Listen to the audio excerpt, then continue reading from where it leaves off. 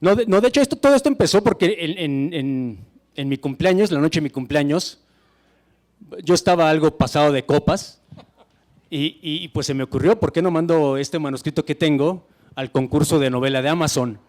Ese tipo de ideas babosas que se te ocurren a las 3 de la mañana, que a lo mejor a la luz del día no las harías, pero en ese momento tiene como que todo el sentido del mundo. Entonces mandé la novela al concurso y me olvidé de ella. Digamos 2 meses después, sí, a principio de noviembre me habla, bueno, me escribe Amazon, me dice, no, pues felicidades, quedaste entre los 5 finalistas del concurso. Ah, ok. Y bueno, para hacerle rápida la historia, por desgracia no gané el concurso, pero sí se me ocurrió, por esta extraña ocurrencia de cumpleaños, pues ya existía un libro en físico, en papel, o también en ebook, perdón, el libro digital, pero ya existía este libro. Siendo honestos, ¿cuánta gente no conocemos tú y yo que han tenido la fortuna de ganar concursos literarios aquí en México y el libro no se los publican? O sea, les pagan el premio porque si no lo hacen se meten en problemas legales, pero el libro en sí no existe, o si existe lo tienen entumbado en algún almacén y no hay manera de tener acceso a ese libro, ni el escritor, el autor o nosotros los lectores. Es como si el libro no existiera, aún a pesar de que técnicamente ganaste el concurso de mejor novela, de lo que sea. Y entonces, yo a pesar de que únicamente quedé como finalista, pues bueno, existía el libro ya en papel y se me ocurrió, bueno, empezarlo a mencionar, que es lo que tú mencionas, lo mencioné en todas las redes sociales, bueno, en mis redes sociales. Y bueno, lo que pasa es que yo la verdad se me ocurrió, bueno, lo que pasa es que le dije a todo el mundo, está en Amazon y tal precio y lo que sea, ¿no? Pero lo que yo no se me ocurrió en ese momento es que mucha gente no tiene Amazon Prime. O sea, mucha gente compra sus libros en Amazon, pero no con la frecuencia necesaria como para que justifique el gasto de tener el Amazon Prime, ¿no? ¿Y por qué menciono esto? Ah, bueno, porque el libro vale 175 pesos, pero si no tienes Prime, bueno, lo puedes comprar en Amazon México, pero como el concurso fue en Estados Unidos, lo tienes que pedir de Amazon.com, el Amazon gringo, vaya. Entonces te cobran el envío, te cobran 99 pesos. Y yo pensé, bueno, 175 se me hace un precio asequible todavía, pero 275 pesos, pues mucha gente o no va a poder o no va a querer simplemente comprar el libro. Y fue cuando pasó esto de las redes sociales que mencionaste, se me ocurrió decirles, bueno, lo traigo yo, que sí tengo Prime, se los vendo yo, se ahorran ustedes el envío, y además, pues nos vemos en persona, platicamos, nos echamos un cafecito, nos echamos una chela, no sé, como que se me ocurrió que puede ser un plus, ¿no? Para que la gente conociera mi libro. Y en efecto, resultó un éxito inesperado, si lo puedo presumir. Porque siendo muy franco, yo puse esto, pedí un pedido de 20 copias. Pretendía hacer algo simbólico y yo, la verdad, pensé, pues voy a estar una semana, 2 semanas de mercachifle con todos mis amigos para que me compren mi libro. Y no, a la media, yo puse el post, apagué la máquina y me fui. Me empezó a llegar mensaje. O sea, llevaba como 15 mensajes a la media hora. Y no te lo presumo, de hecho entré en pánico, porque de nuevo yo había traído 20 copias y ya llevaba 15 copias vendidas técnicamente, entonces me metí corriendo otra vez al Facebook. Te paro un momentito, porque no quiero que des la impresión a este público que algunos te conocen, pero otros no, que eres un improvisado que pusiste un libro. No, este no es tu primer libro, llevas muchos años escribiendo, tienes un reconocimiento como alguien que conoce, es un lector de ciencia ficción en tu blog. O sea, yo no conozco, y aquí se acaban de bajar Porcayo y Sar, lectores de cepa de ciencia ficción. Yo no conozco a nadie que haya leído como has leído tú, ¿no? Y se te reconoce y haces que entonces simplemente es una acotación. No crean que están oyendo a alguien aquí que es amigo de la brigada y que un día se puso una peda y escribió una novela negra y se las viene a vender hoy porque no es así. Bueno, gracias por hacerlo más bonito. No, esencialmente es como se los conté. No le conté. pongas tanto énfasis al tema de a nadie nos interesa Amazon Prime, nos interesa. No, es que a mí me gusta el aspecto guerrillero de cómo nació este pobre libro, la verdad. Bueno, es que rápidamente ya para acabar esta anécdota babosa, se vendió las primeras 20 copias en 3 horas y por supuesto yo me puse muy feliz, muy orgulloso y luego me encabroné, la verdad, conmigo mismo, ¿no? O sea, ¿por qué no traje más copias? Entonces hice un segundo pedido ya, según yo, de 25 copias. Pensé, bueno, ya con eso mis amigos y familiares ya estarán satisfechos. Se vendió también en 3 horas y esto me ha dado la oportunidad de nuevo, esto era la oportunidad de reunirme con gente que yo no había visto amigos en muchísimos años. Esta fue la excusa para vernos, con amigos inclusive amigos yo no conocí en persona, sino solo en redes sociales. La clásica persona con la que tienes mucho contacto en redes sociales, pero en persona nunca la has visto. Entonces, esta fue como que una oportunidad muy bonita para encontrarme con todas estas personas, para platicar, o sea, no solo para que tuvieran el libro, sino para yo reencontrarme con ellos. Entonces, ha resultado una aventura muy bonita, una consecuencia muy linda de toda esta noche de cumpleaños. Ya no mencionamos el alcohol si quieres, pero la verdad yo estoy muy, muy, muy feliz. Bueno, el Café Habana, vamos a hablar de la novela. El Café Habana es este que está aquí Sí. sobre El Reforma. que todavía ¿no? existe aquí en la esquina de Bucareli. Donde se juntan periodistas Exactamente. y de cepa desde tiempos. Exactamente. Bueno, ya que estamos hablando del libro, yo sí necesito aclarar rápidamente, porque la gente que me conoce, en efecto, sabe que soy escritor de ciencia ficción, de literatura fantástica, si acaso, o me conocen por las reseñas es que leo cómics, entonces hago reseñas de eso. Entonces, Y traducciones. y hago varias cosas, pero el punto es que Muchos talentos. esto no es eso, no es de ciencia ficción, no es de fantasía exactamente. ¿Por qué? Porque, bueno, eso no viene al caso, eso es discusión para otro lugar, pero yo tengo la fortuna de tener amigos, no solo escritores, sino también editores, que me han dicho que la ciencia ficción aquí en México no vende. Nunca me han dado una razón coherente de por qué ocurre esto, pero todos unánimemente están de acuerdo. No, inclusive editores que son muy amigos míos me han dicho, no, pues me gusta cómo escribes, pero ¿no nos podrás dar algo serio la próxima vez? Pues según yo esto era serio, pero bueno, y no quiero yo discutir con los editores, pues yo asumo que ellos conocen el mercado de México mejor que yo, pero nadie me explica por qué no hay ciencia. Pero bueno, el punto es, yo quise hacer algo que no fuera eso, quise hacer algo para el mercado mexicano, para que los editores no tuvieran una excusa de decirme, no, esto no nos sirve. Y esta novela técnicamente es una novela histórica, una novela negra. Bueno, sí tiene algunos tintes Lovecraftianos que no pude evitar meter, pero esencialmente no ocurre en Marte, no ocurre en otro planeta, ocurre aquí, en la Ciudad de México, no ocurre en el futuro, de hecho ocurre en el pasado, ocurre en 1957, en noviembre, la última semana, precisamente empieza el día que muere Diego Rivera, que es lo que inicia toda la historia, ¿no? Es básicamente nuestro protagonista es una persona que llega a la Ciudad de México por primera vez después de muchos años. Conforme va avanzando el libro, se va explicando por qué no había estado en México durante mucho tiempo, y lo contrata Jorge Ibargüengoitia para que nuestro protagonista encuentre un libro que se ha perdido. Y de ahí ya pasan varias cosas.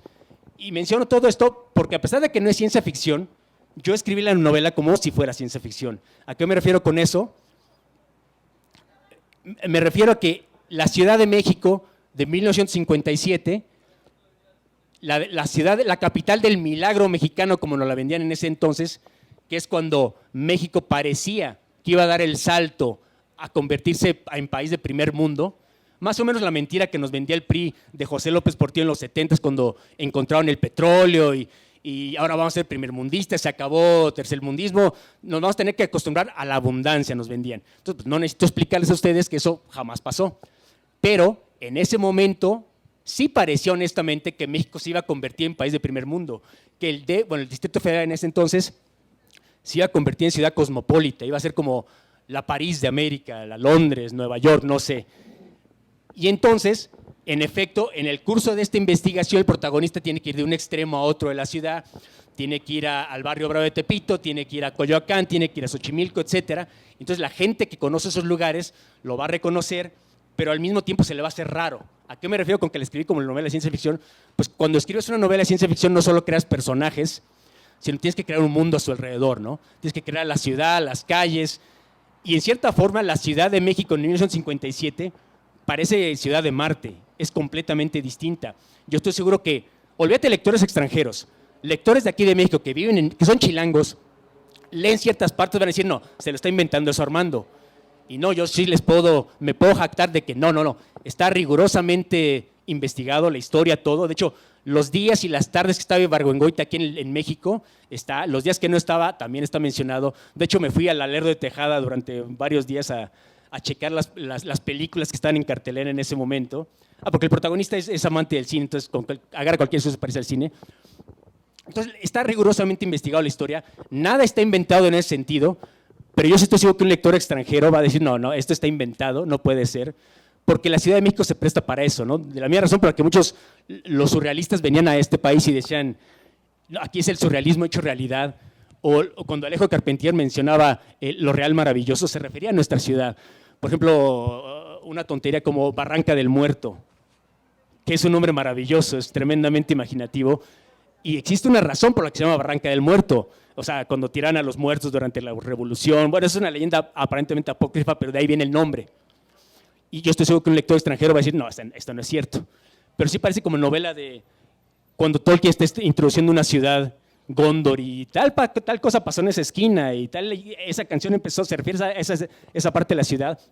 La Ciudad de México se presta para eso, porque cada esquina, cada barrio, inclusive las avenidas importantes, tienen una pequeña leyenda que pasó no en el pasado legendario, sino hace 20, 30 años. Entonces, 1957 es un año maravilloso para explotar este tipo de leyendas. Entonces, de alguna manera se logra mezclar lo mítico con lo real en esta novela.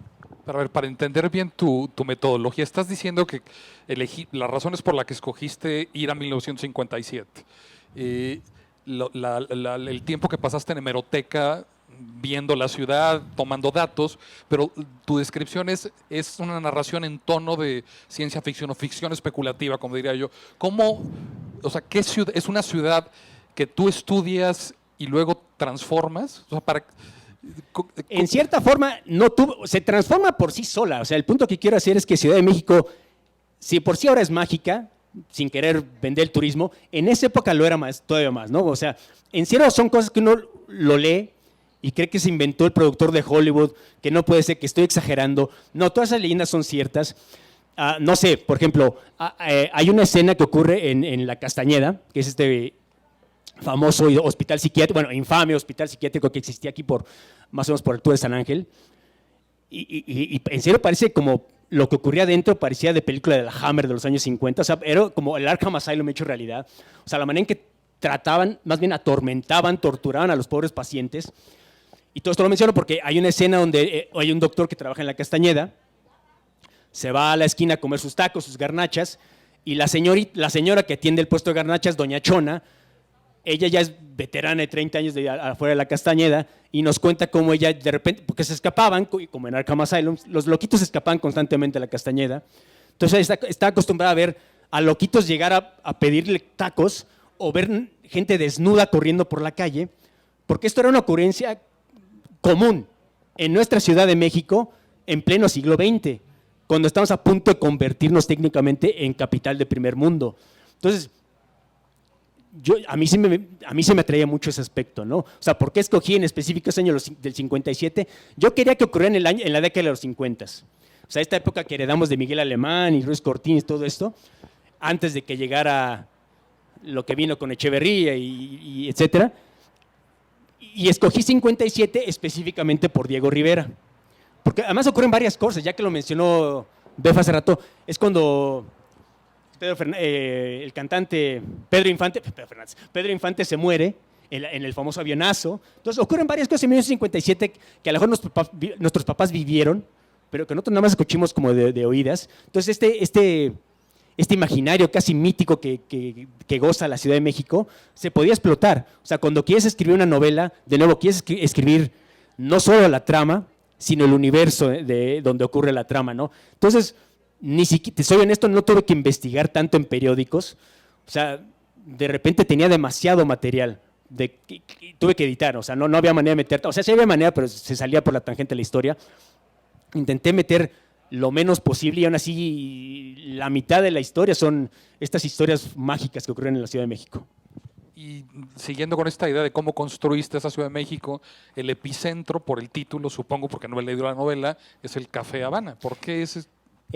Bueno, lo que pasa es que el Café Habana, si ustedes saben o no saben, es un sitio donde se reúnen todavía hasta el día de hoy, aunque era más importante entonces, periodistas más que nada, porque ahí obviamente lo que se conocía más bien entonces como la esquina de la información.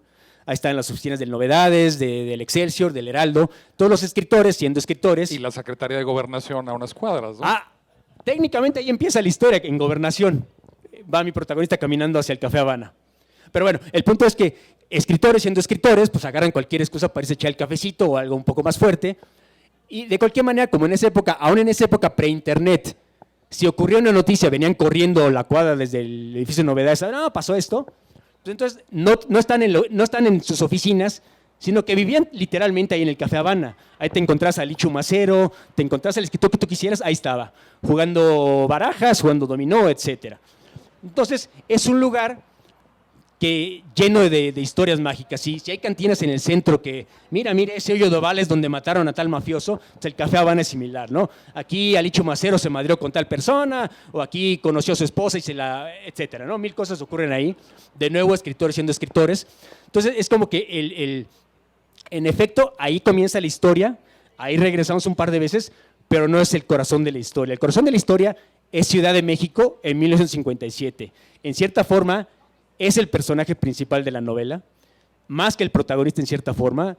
Las calles, sus avenidas, la manera que pensaba a sus habitantes en esa época, de nuevo, es tan distinto a lo que hoy en día tenemos, incluso en lo que nuestros papás vivieron en los 70s, 80s, que sí parece que escribió una novela que ocurre en la luna de Júpiter. O sea, es casi igual es increíble. Yo soy arquitecto y te oigo hablar de esa época. El libro que quisiera leer, y algunas veces yo he escrito teoría de arquitectura o de arte, pero en realidad ni historia ni ficción como has hecho tú. Pero para mí la fecha que yo hubiera elegido hubiera sido 1948. En 1948 la Ciudad de México tenía poco menos de 3 millones de habitantes y estaba perfectamente centrada, ¿no? Viene esta decisión que es la que desencadena Ávila Camacho, expropia el ejido del Pedregal y permite, bueno, más bien decreta la salida de la ciudad universitaria del centro, que destruye eso. Para mí es la primera catástrofe, porque esta ciudad era plural, los jóvenes vivían en el centro y de repente los sacan y se los llevan a 10 kilómetros. Insurgentes no existía, no había transporte, o sea, se hablaba de ciudad universitaria porque iba a ser un polo completamente desvinculado de la ciudad, ¿no? Así empieza, además con unas historias de corrupción tremendas, porque ahí está Luis Barragán, un montón de protagonistas de esa época que están todos coludidos para pues, la historia de siempre, los políticos, no sé si, menciono todo esto. No, sí. Está esto en la novela y... Sí. Para mí, lo que pasa es que para mí, yo tengo el punto de vista casi opuesto. Para mí no fue una catástrofe lo que tú estás diciendo. De hecho, Uruchurtu aparece mucho en esta novela y me imagino que para ti va a ser como que el villano, porque en efecto, varios de los protagonistas, varios de los personajes se lamentan lo que está haciendo Uruchurtu. O sea, el doctor que está en la Castañeda, de hecho, la razón por la que no existe el hospital La Castañeda en gran parte es porque Uruchurtu tuvo la idea de construir el anillo periférico, que pasaba a través de por ahí, de la Castañeda, perdón, y por supuesto mucha gente se lamentaba porque varias casas porfirianas, casas bellísimas desde el punto de vista arquitectónico, tuvieron que ser demolidas para que pudiera existir este anillo periférico, que tenía su razón de ser, por supuesto. O sea, sí el tráfico hoy en día es insoportable, pero la verdad sí era necesario. Otro personaje que se lamenta en Melchor Ocampo, antes de que existiera circuito interior, de hecho yo todavía lo recuerdo, era un jardincito inclinado, o sea, había escaleras para pasar de la Cuauhtémoc a Lanzures. No existía el circuito interior, sino que era un jardincito inclinado donde los niños jugaban, había juegos. Ahorita es inconcebible eso, ¿no? Entonces, en cierta forma, claro que sí ocurre, sí se nota todo esto en la novela, porque no, Ciudad de México es el personaje que está cambiando en ese momento. O sea, no solo estamos a punto de convertirnos en primer mundo, sino se están cayendo las casas, la están tumbando para construir el anillo periférico, para construir esta nueva... En cierta forma, el protagonista que tiene ciertas trabas mentales ve la ciudad como esta mancha voraz que está creciendo y creciendo y destruye a sus habitantes. Y por supuesto mencionas que aún desde los 50s, nada que ver con los niveles de población que hay hoy en día, pero como tú bien mencionas, en la época de Miguel Alemán estamos a los 3 millones más o menos. Precisamente cuando estaba William Burroughs aquí en México matando a su mujer, estamos en los 3 millones de personas más o menos. Para cuando esto ocurre ya estamos en 10 millones. O sea, de repente de 3 millones a 10 millones en menos de una década, pues los niños habitantes estaban entre que qué padre y qué miedo, ¿no? Entonces, de nuevo, yo sí lo que quería era expresar a través de distintos, porque los personajes, uno es un desempleado, el que contrata a Ibargüengoitia, los amigos de Ibargüengoitia, que son millonarios cultos, letrados, el doctor de la Castañeda, y un policía. Entonces, intenté meter varios estratos sociales, cada uno dando su opinión de cómo está cambiando esta ciudad, que en cierta forma para mí era el atractivo, ¿no? Para mí contar una historia de detectives de una persona buscando un libro, que pueda ser muy interesante, quiero pensarlo, no me llenaba, no me satisfacía. Necesitaba meter el punto de vista del policía, que de hecho no es un policía, sino que trabaja en una bueno, no había paraestatales todavía, pero en una agencia del gobierno que se oculta ese tipo de temas ocultos, sobrenaturales, y él también está buscando este libro por razones, digamos, Lovecraftianas. Entonces, son varios puntos de vista de distinta gente de estratos sociales distintos, que creo que para mí es lo que hace la novela especial. Quiero pensar.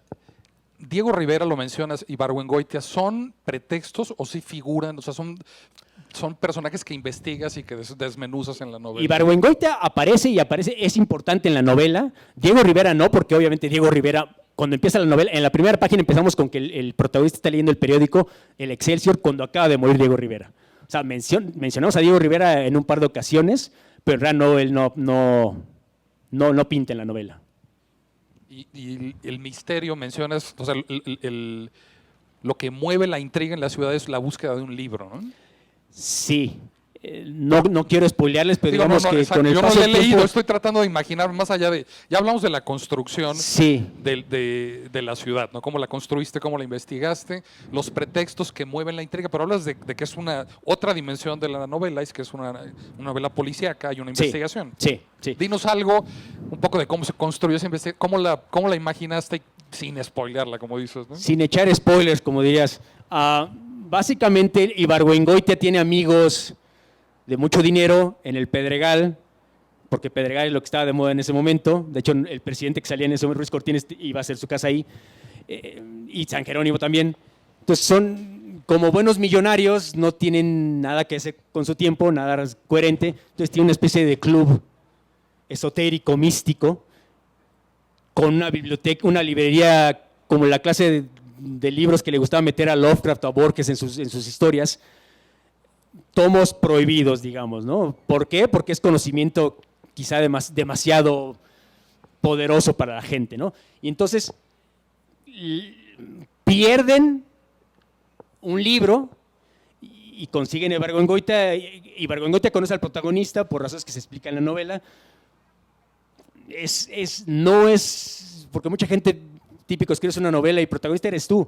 No, aquí sí es al contrario, es una persona muy alta, muy tosca, de hecho muy musculosa, es una persona hasta cierto punto es un bruto, es un tosco, le gusta el cine pero no lee en realidad. Entonces es como que el tipo de persona que contratas para que te resuelva un problema, ¿me entiendes? No es Philip Marlowe, no tiene esa astucia policíaca, es un animal callejero. O sea, estos millonarios, bueno, porque el que roba el libro tiene su familia en Tepito.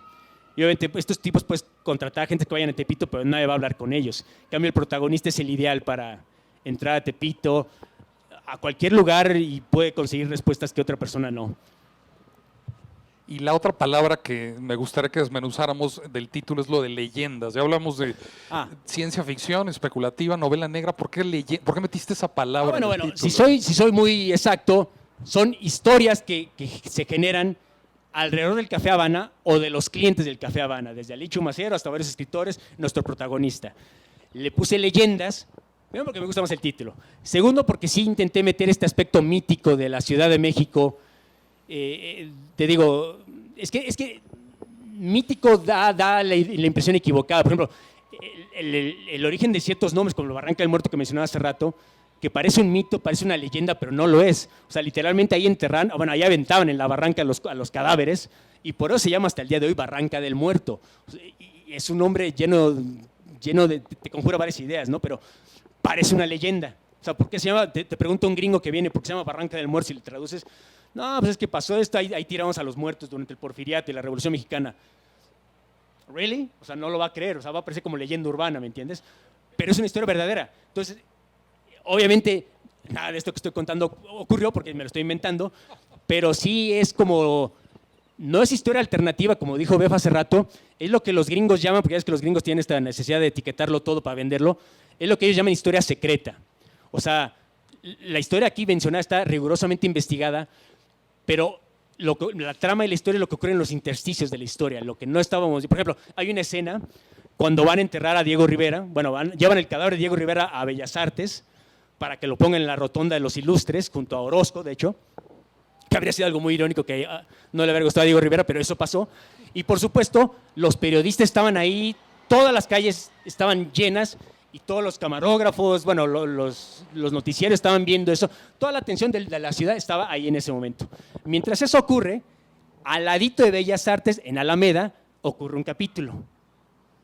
Que no importa, pero el punto es, mientras ocurre esto importante, esto famoso que está en todos los periódicos y en los noticiarios, en las películas históricas, al ladito está ocurriendo la trama de este libro. Es decir, no se contradice nada de la historia mexicana, pero ocurre simultáneamente, obviamente todo inventado. Leyendas. Y por eso hablas de ficción especulativa, porque te interesa la historia como telón, pero no como Pues sí, por sustancia de la narración. Es que ¿no? yo desde niño lo encontraba muy atractivo, ese tipo de historias, como lo que hace Borges, de nuevo usando ese ejemplo, que mezclaba lo real con lo que se lo inventaba de la manga, ¿no? Entonces uno te quedas después de leer un cuento de Borges, inclusive un cuento de Lovecraft, no sabes, bueno, algunas sí sabes, ¿no? Pero muchas partes no sabes qué pasó en la vida real y qué no pasaron. O sea, a mí me encantaba eso de niño, ese juego metaliterario, pues es un tema medio pretencioso, pero a mí siempre me gustó mezclar eso, ¿no?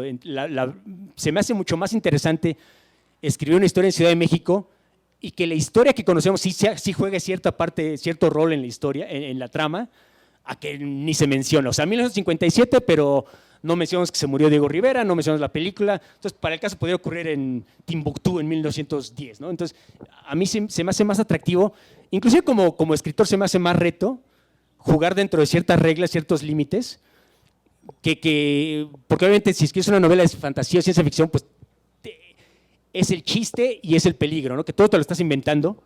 Entonces, si te metes en algún problema para explicar una trama, pues te puedes inventar algo sacado de la manga, ¿no? No, pues si estás jugando con algo histórico, no puedes hacer eso. Entonces se convierte, es como el poeta, la diferencia entre un poema de verso libre y un endecasílabo que sí va siguiendo no solo la rima, sino el número de sílabas, ¿no? Si tú mismo te impones reglas como escritor, se vuelve un reto que por lo menos para mí se hace más divertido. Y tienes, como autor, guías al lector con un apéndice les dices qué es historia o qué no, o no sientes que es necesario acotar la narración. No. Porque hay autores, lo hace Paco mucho, por ejemplo, cuando toma un personaje, si va a usar a Hemingway en México porque lo necesita por alguna razón, pero en ese momento no, él es de esos autores que pone al final, bueno, Hemingway estaba en La Habana, yo quería ponerlo aquí por esta razón, y como para... Sí y no. O sea, entiendo lo que hace Paco, de hecho yo lo defiendo, pero a propósito no hice un apéndice al final, ni pequeños pies de páginas de tal y tal. No. O sea, quiero pensar que no es necesario. O sea, creo que uno puede disfrutar la historia, aun si no eres experto de lo que pasó en México en el siglo XX, en la década de los 50 específicamente. Creo que ameniza la historia, pero no se convierte en una traba. Creo que cualquier persona la va a disfrutar, aun si no sabe qué pasó en tal fecha, ¿no? No pongo el apéndice porque ahí sí también no quiero deletreárselo al lector. Como mencionó hace rato Bev Alan Moore, que es de sus escritores favoritos, también es de los míos.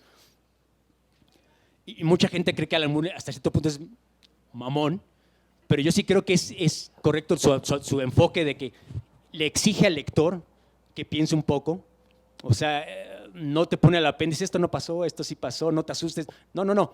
Que el lector lo descifre por mí él mismo, o en el peor de los casos, en el mejor de los casos, que se mete a investigar, aunque sea Wikipedia, qué pasó y qué no pasó, ¿no? Creo que tan solo por eso ya serviría la novela. No quiero decir que va a enseñar algo, ¿no? Pero creo que tendría algún propósito más didáctico. Ahora qué bueno que mencionas a Alan Moore. Ahorita la charla de Bev me encantó porque pudimos repasar cómo, un poco y él lo dijo, cómo se convirtió en narrador. Él se consideraba un dibujante hasta que, pues como contó Porcayo, le dijo, bueno, ¿por qué no escribes? Y bueno, mi punto es la lectura... O sea, la culpa es tuya. De cómics, ¿eh? La lectura de cómic es otra de tus pasiones y de las mías. Sin duda te ha formado como narrador, y en el caso de Alan Moore es muy claro cómo sus guiones, su concepción de ese lenguaje que es muy específico que te da. Yo como arquitecto hablo siempre de la infraestructura, la superestructura, como toda construcción armoniosa tiene andamiajes, tiene procesos, y me pregunto cómo ha informado tu lectura de cómic tu manera de escribir novelas, ¿no? Yo creo que más de lo que me gustaría admitir, igual que ¿Pero por qué te da pena? Es igual maravilloso que haya influencias bueno, claras. estás de acuerdo que para nosotros es maravilloso, pero muchas personas que dicen, aprendiste leyendo a algún autor de prosa, lo ven todavía más respetable que aprendí leyendo monitos. Y la verdad yo sí aprendí leyendo monitos y no, en efecto a mí no me da vergüenza decirlo, se lo digo a cualquier persona, pero sí me queda claro que no es la misma reacción decir una cosa que la otra, ¿no? Entonces, no, inclusive puedes decir aprendiste leyendo, no es lo mismo decir que aprendiste leyendo con Isaac Asimov, con Bradbury, que si aprendiste leyendo con Chandler, bueno, nadie empieza con Chandler, ¿no? Pero un ejemplo. Entonces, todavía está mal visto decir ciencia ficción, es 1000 veces peor decir que aprendiste leyendo con cómics, ¿no? Y inclusive, creo que en alguna fil tuve una conferencia de cómo aprendimos a leer. Yo aprendí leyendo Superman, o sea, me encantaría haber dicho que aprendí con Asterix o con Mortadelo Filemón, un poco más, cómics más respetables, ¿no? Yo aprendí con cómics anglosajones, con Superman, con Batman, con el supercómic que nos traía Novaro. Y sí, en efecto, informó mucho la manera en que escribo. No quiero decir norteamericana, pero sí es, en ese sentido, sí es un poco, eso de que tienes que empezar tu primer capítulo con un gancho, o sea, literalmente para enganchar al lector de alguna manera, no como, no sé, no como Humberto Eco, que empieza con un párrafo de 20 páginas, que es muy interesante, pero en realidad para atraer un lector neófito se me hace como que la peor manera. Y yo asumo, igual que en los cómics, que cualquier cómic es el primer cómic de un niño, yo asumo que este libro puede ser el primer libro de un lector, quiero pensar. Entonces, intento que el primer capítulo no sea cuesta arriba, sino cuesta abajo, sea sencillo. Y ya luego complica un poco la trama, pero ya vas encarrerado, ¿no? Entonces ya te puedes dar ese tipo de lujos. Ahora que está esta serie, que sé que estás viendo porque estamos comentándola en el Facebook, la continuación de Watchmen de Alan Moore, a mí me no sé para qué mencioné a Alan Moore. Es que no podemos no hablar de Alan Moore, están armando la saldaña aquí. Para mí ha sido sorprendente. Por ejemplo, Rafa Marín, otro amigo en común que tenemos, también novelista. Rafa Marín está enamorado de la serie, sí. Yo igual, ¿no? Y me encanta, igual que Befos, yo creo que lo que te da esta manera compleja de abordar una lectura que te permite apreciar en relectura sobre todo el trabajo que pone un autor para construir ese mundo, como hablabas de la Ciudad de México, ¿no? Como todo el trabajo que hay, y esto en un cómic es muy evidente, cómo hay un orden en una página, en una doble página, cómo hay ecos, simetrías, paredes de fondo, figura, frente. Ahora, no vendamos gato por liebre.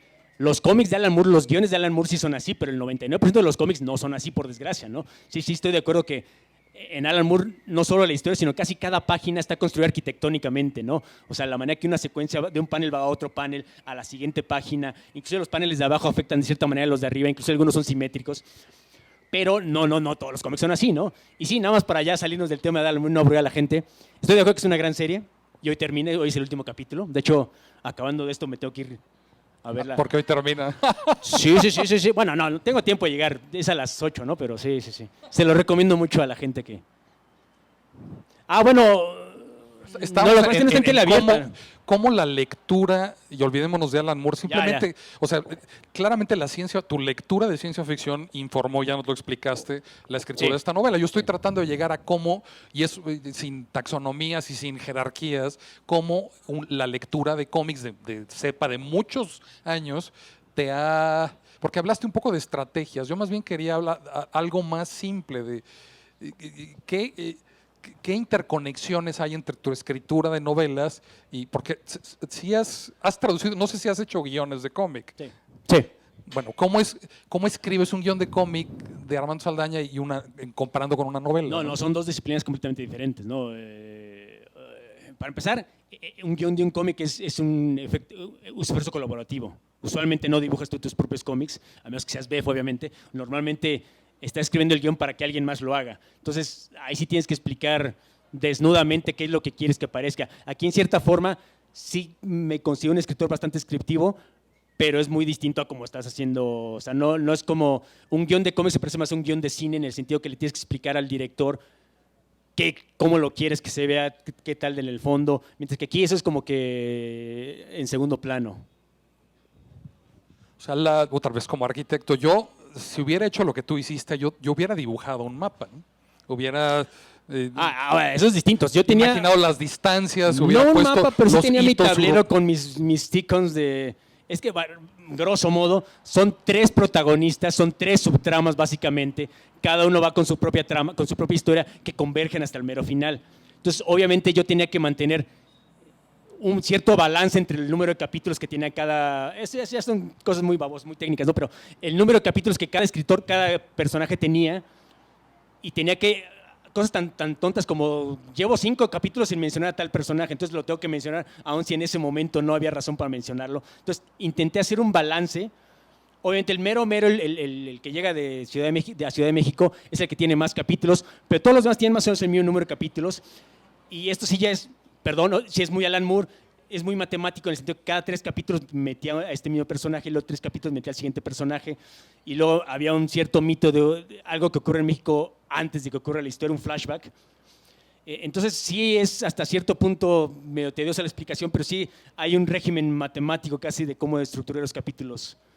De hecho son 33 capítulos y está dividido por el número de personajes. Ok. Para que estés contento, señor arquitecto. Ya lo escribiste, ya lo estamos presentando, ya lo vamos a compartir, bueno, ya lo vas a compartir ahora. ¿Cómo te cambió a ti este libro? ¿Qué te dejó a ti haber escrito este libro? Bueno, es que, bueno, de nuevo, no por mencionar lo del alcohol, pero para hacer un caprichito de noche de cumpleaños, yo estoy inmensamente feliz de esta aventura que he tenido este último mes, desde el momento que me avisaron que quedé finalista del concurso hasta el día de hoy que culmina con esta presentación ya en público, la presentación oficial de mi pequeño bebé. Entonces han sido varios días en que me he estado encontrando con mucha gente, de nuevo, gente que no había visto en años, o con gente que me cae muy bien, o con gente que nunca había visto en la vida real. Entonces, la verdad, ha sido una aventura casi sin parar de hace un mes ya casi completamente. Ahora, nada más me gustaría aclarar, yo igual que tú, yo soy de la generación creo que anterior. Hoy en día a la gente se le hace muy sencillo autopublicar su propio libro, y sí me gustaría aclarar que esto no es una autopublicación, porque autopublicación significa que tú mandas tu libro aquí o a Amazon, donde sea, y te lo publican íntegro. Inclusive con las fallas de ortografía sí va, ¿no? O sea, no hay nadie que te diga, olvídate que esté mal escrito, no está mal escrito, sea aburrido, no sea aburrido. Ni siquiera checa, hay alguien que cheque que le faltó un acento, ese tipo de detalles. Entonces yo sí, por eso sí tengo todavía ese, a lo mejor estoy demostrando mi edad, pero sí tengo ese prejuicio contra la autopublicación todavía. Aquí digo que no es lo mismo porque, aunque sean las 5 personas del jurado que lo leyeron y que me dijeron que no gané, bueno, tan solo ya desde ahí ya es un control de calidad, aunque sea mínimo, elemental, que lo hace distinto a la autopublicación, ¿no? Yo sigo siendo esas personas que prefiero que una editorial lo publique, no tanto por el prestigio, sino más que nada por la distribución. O sea, es incalculable el valor de que un amigo tuyo, un desconocido, llegue a la librería y encuentre tu libro, ¿no? Entonces, a lo mejor por puro capricho lo compra. Entonces, eso es invaluable para un escritor. O sea, es bonito el dinero, me habría encantado ganar el premio, pero lo que me interesa es que la gente me lea, ¿no? Que lea este libro, que lea mis historias en general. Entonces, sigo pensando que el camino correcto es a través de editoriales, aunque como me dijo un amigo una amiga, que lo encontré precisamente por esto, a lo mejor el print on demand, la autopublicación, es el camino del futuro, ¿no? O sea, no quiero usar la palabra millennial porque ya la toman como despectivo, pero yo sí, la mayoría de los millennials que me están leyendo sí dicen, pues es que claro que sí, la autopublicación, ¿para qué estamos lidiando con el intermediario que es la editorial? Ahí sí ya cada quien tiene que decidir, ¿no? Yo sí creo que sigo siendo de esos ancianitos que prefiero el camino editorial, pero puede ser que ellos tengan razón, ¿no? A lo mejor este es el camino del futuro, si no es que del presente. Pues muy bien, estamos cerrando a alguien. Esto es una conversación. Para nosotros estos foros siempre son una comunicación de 2 vías. Creo que hay alguien en el público que ya leyó el libro, ¿eh? ¿O me equivoco? Ay, Dios mío, ¿a quién le debo pedir disculpas? Para que nos dé una opinión, si te animas a decirnos algo. Se trata sobre todo, estamos grabando, esto se va a subir a la página de la Brigada y estamos tratando, yo estoy convencido, yo he leído reseñas, blogs, muchos textos de Armando, no he leído su novela, la voy a leer, pero por eso yo no puedo decir nada en concreto, o sea, más allá de la entrevista. A presentar, pero no lo has leído, es lo que me estás diciendo. Bueno, pues así es. Bueno, lo dije desde el principio. Muy bien, muy bien. Sí, fuiste honesto. Por si no quedaba claro. Fuiste honesto desde el principio, me queda claro. Es más, ya se fue Bev, ¿verdad? Porque técnicamente Bev leyó la versión beta de esta novela, cuando todo existía en manuscrito. De hecho, lo intentamos mover por Océano, pero a la mera no se animaron, pero él lo leyó. Debimos haberlo traído a él en vez de ti. Pero bueno, o sea, la idea es, o sea, a mí me interesa que este documento, que no se nos vaya a ningún punto ni ningún testimonio Bueno, en este le digo que le documento. gustó mucho, pero es mi amigo, a lo mejor me mintió. Le gustó mucho. Necesitas decirlo al micrófono, si no, no va a estar en la cámara. Y no va Perdón, a quedar el testimonio. Me está preguntando que qué me dijo Bev después de haber leído mi manuscrito. De nuevo, le digo que le gustó muchísimo. De hecho, me consta que lo intentó mover con sus amigos. Y de nuevo, es muy amigo mío, pero creo que sí estaba diciendo la verdad, porque si no, no lo habría intentado mover en la editorial. Bueno, eso espero.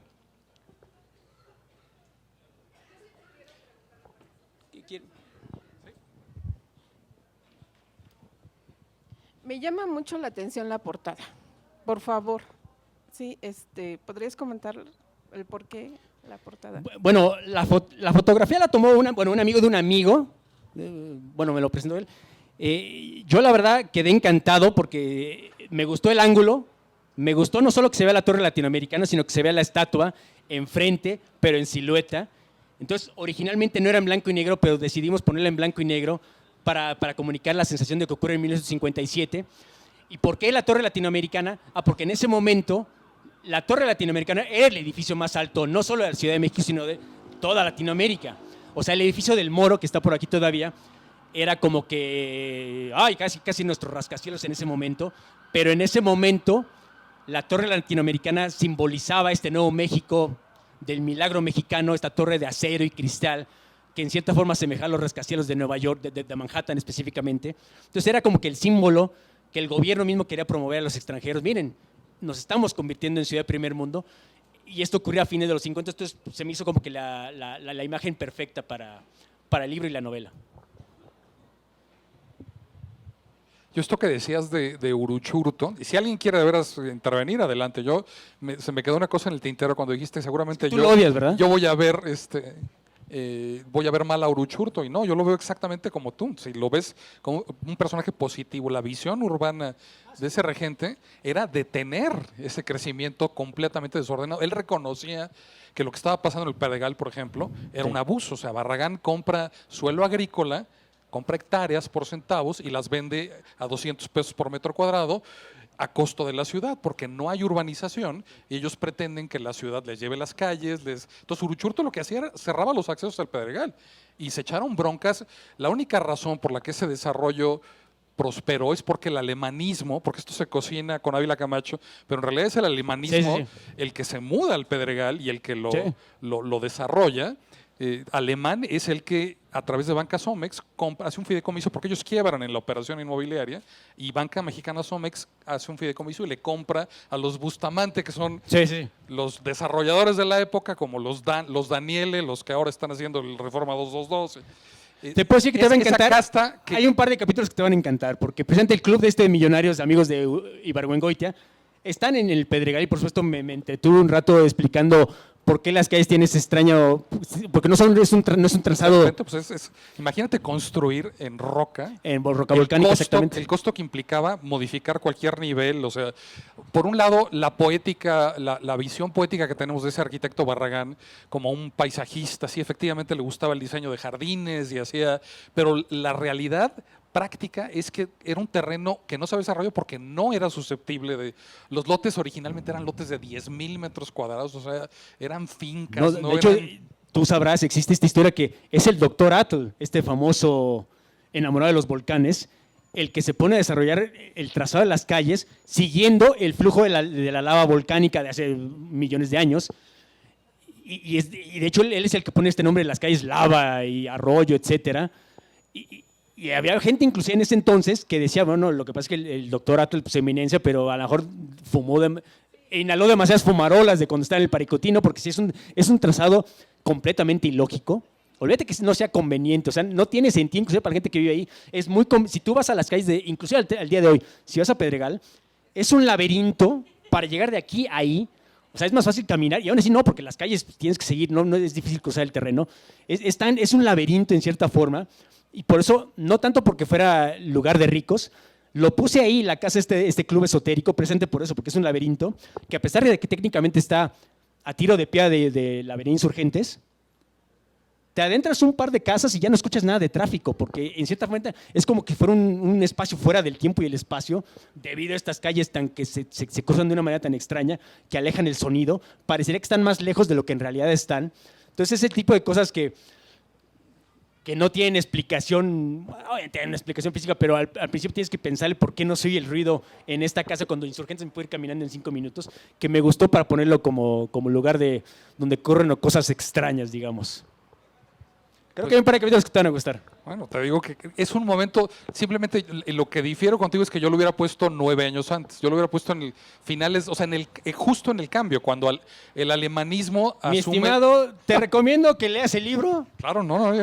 y luego Y luego lo volvemos a presentar. escribas tu novela en 1948. Yo soy el No, primero en yo comprarla. novelista no soy.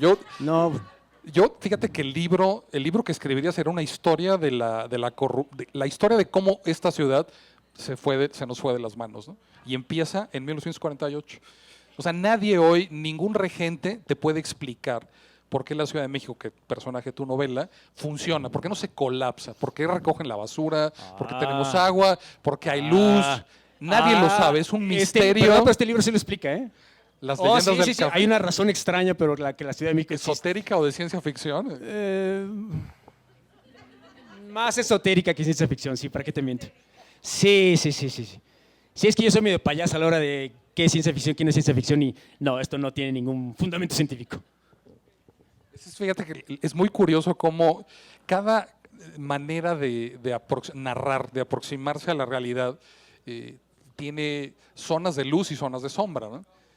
Tú claramente las zonas de ficción, de especulación a partir de datos duros, es, digamos, la luz de tu manera de verla. Pero me llama siempre que tenemos estas conversaciones, cuando entramos en el tema político, tú pones un muro y dices, no, por ahí no. Y no lo digo con afán de crear una polémica ociosa, simplemente por Es que no te callas cuando empezamos con eso. definir el tipo de narrador que eres, ¿no? Y cómo en lo que te fijas. No, y en lo sí, que- no, de hecho sí, hablando de eso, sí estoy completamente de acuerdo contigo. Pero sí, no. Intento, bueno, no había manera de no meter temas políticos en esta novela, porque de hecho traicionaría la historia, el propósito de la historia. Pero sí intento ser apolítico. Yo sé que para ti eso es completamente ajeno a tu manera de pensar, pero sí intento alejarme de eso. Inclusive en mi obra, intento, bueno, lo que pasa es que es ciencia ficción, entonces intento no meter tanto la política. Si acaso meto política, pero en general, ¿no? Para el bien social, no tanto lo que está ocurriendo aquí en este país, no pretende ser protesta social en ese sentido. Aquí sí no había manera de evitar eso, ¿no? O sea, aún en este momento que la ciudad está a punto de convertirse en la nueva París, pasa lo que pasa hoy en día, que aquí hay un restaurante lujoso de gente banqueros y en la esquina hay un pobre muerto de hambre literalmente tirado en sus propios orines, ¿no? Ese contraste que ocurre en las grandes ciudades. En ese sentido sí somos parte del primer mundo, que hay una división no es que no haya dinero en México, lo que pasa es que está muy mal distribuido y eso no es de ahorita, está inclusive antes desde siempre en realidad. O sea, ¿qué distingue al porfiriato? Pues que el 1%, Porfirio Díaz, los Limantur, o sea, tenían todo el dinero y el resto de la gente pues estaba jodida, ¿no? Entonces es difícil hacer una novela de México que no se engañe a sí misma sin mencionar eso, ¿no? Y además es curioso, digo, como la voy a leer y voy a entender el sitio. Hemos estado hablando mucho del Pedregal, pero nada más quería mencionar que Diego Rivera también tenía una utopía para el Pedregal y la dejó por escrito, y Barragán, en teoría, cuando empezaron a desarrollarse, Sí. o sea, sobre todo en la idea de los paisajes, Sí, sí. de cómo tenían especies endémicas, no tenían que llevar, sobre todo la flora, ¿no? Especies que no fueran, que ya estuvieran ahí, pues, y la extensión, y cómo realmente tenían que respetar las pendientes y no demoler, y pues empezaron vendiendo, ese fraccionamiento empezó, si ves los trípticos, usaron Sí, los di para esto, citas precisamente, de sí. Diego Rivera, lo cual era, o sea, un comunista con una visión colectivista, y lo usaban para vender el fraccionamiento más exclusivo. Es muy curiosa esa historia, ¿no? Y a mí siempre me ha llamado la atención. Y bueno, ¿no? como ya nos tenemos que despedir, espero no haberles vendido mal la novela, no se vayan con asustar de que es tan denso el asunto. Sí quiero pensar que lo principal es que es una novela negra en el sentido que es una investigación. O sea, no nos detenemos en temas de cómo, por qué estaban las calles de Pedregal, así como ahorita, que yo lo encuentro fascinante, pero me imagino que el lector normal a lo mejor no se le encuentra tan fascinante. Si es una historia que se mueve, quiero pensar que no es aburrido, quiero pensar que el lector se va a divertir, se va a entretener. No es tan choncho como los libros que normalmente escribo. De nuevo, era un intento por hacerlo, para que la editorial no me dijera que no. No fue una novela de 400, 500 páginas. De hecho, salió un poquito más de lo que son por el tamaño de la letra. Son como 300 páginas. Creo que no es tan exigente para el lector. Entonces, pues ojalá, si alguno de ustedes lo logré convencer, espero que lo lean y espero que les guste y avísenme si les gustó. Está en esa mesa y ahí va a estar Armando firmándosela a quienes se la quieran llevar. Armando, muchísimas gracias y espero que el próximo año podamos hacer esa charla Claro. pospuesta de Neil Gaiman con Bev. Yo quiero ver tu novela del 48 y vengo a presentarla, sin haberla leído.